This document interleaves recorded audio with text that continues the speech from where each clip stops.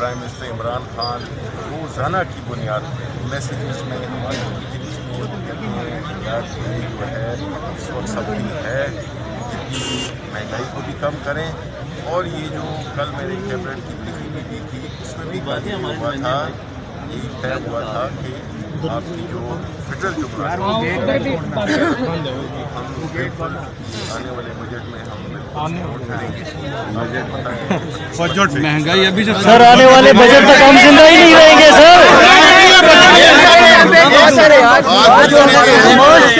پہلے ہمارے بندے رہا ہوئے پھر ہم کچھ آگے سوچیں گے۔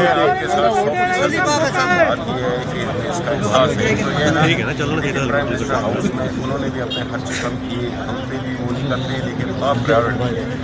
سر گرفتار لوگوں کو رہا کروائیں۔ سر ہم 23,000 میں کیا خرچے کم کریں ہمیں بتائیں آپ۔ سر تنخواہ کی کم کتنی کر رہے ہیں؟ بڑی ہے جناب۔